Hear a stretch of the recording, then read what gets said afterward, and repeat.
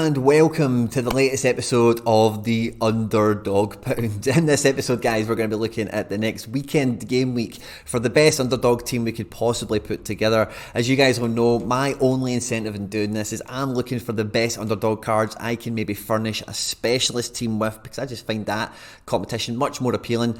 But the underdog division from top to bottom, if you can build a really cheap team for this that can pay off and you can trade through the market, can be a really engaging way for people starting out on a budget. So it's just a great topic for me to get stuck into. And this week, guys, I'm actually quite surprised at the caliber of team that you can put together that would qualify a fully underdog for this.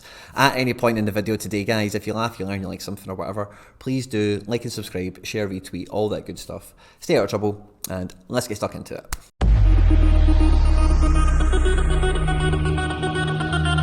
Now, because when I'm building the underdog pound, I'm looking for guys that have the L15 under 40. The actual underdog league, it kind of sways up and down the criteria to make sure goalkeepers do qualify.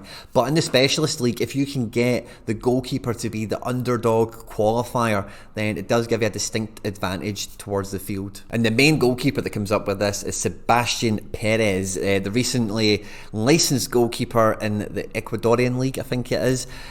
So his L15 is under 40. It looks like he's the number one goalkeeper, looks like he'll be playing, and he has been priced appropriately. Unfortunately, he's not going to come cheap. But again, with some of these rural South American teams, it does always pay off when they onboard for the first time to try and pick a few of them up, because sometimes they just fit so oddly into the calendar, and there's normally an edge to be had from some of these rural, you know, non-trendy divisions and players. So if you've had one of those cards already, then this will be a great week for you.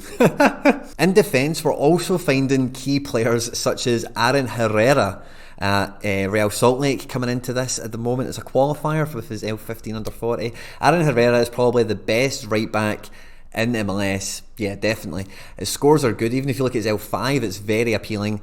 And for his L40 to be, or for his L15 to be under 40, is a great little gap in the field. That if you have an Aaron Herrera, you can pick one up or whatever. He could be a great card to be using in the underdog or the specialist as your underdog qualifier. Now in midfield, there's some honourable mentions to guys I've got in my gallery, like Efra Alvarez, Joachim Fujita, and Nicolas Acevedo.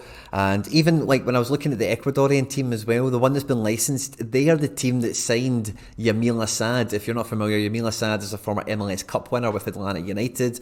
He then went to some other teams in MLS and it didn't really work out for him. But he is like an MLS caliber player, you know, like he's not even 30. And he qualifies for this. I don't know if he starts or not, but he could be a wee guy to pick up if you want to look into it in a wee bit more detail. But for me, I went for Alvaro Barreal, who is a reward that I won last season and was keeping for this year, thinking this little kid will come good, and he's a U23 mid.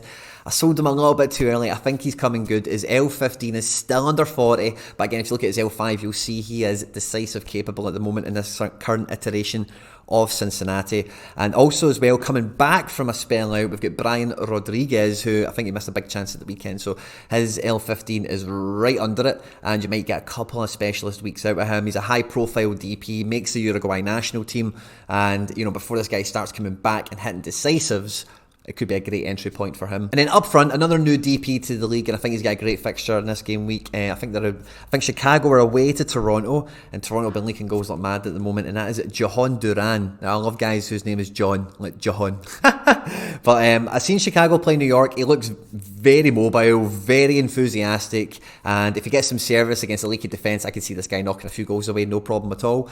So I think that would be the team I would be rocking out. Not a bad looking team, admittedly, not the cheapest team that we've built for this kind of thing, but a good profile of guys from top to bottom, and the kind of recent averages more than the floor price for these guys is quite appealing in terms of where you can get them in for and the sort of utility you're looking at. And with them all being really decisive capable, you know, this is a team that you might use for underdog, you might throw a few of them into specialist, but it could easily come back and benefit all-star teams or special weeklies of any description, really, because a lot of these guys have got good pedigree, good profile, they're in good clubs and good situations, you know. If there's anyone that you would replace in this team, let me know who and who you would put in. I hope you've enjoyed this one, guys. Have a great game week. Good luck. Like, subscribe, share, retweet, all that good stuff. Stay out of trouble, and I'll catch you on the next one. Take care. Bye-bye.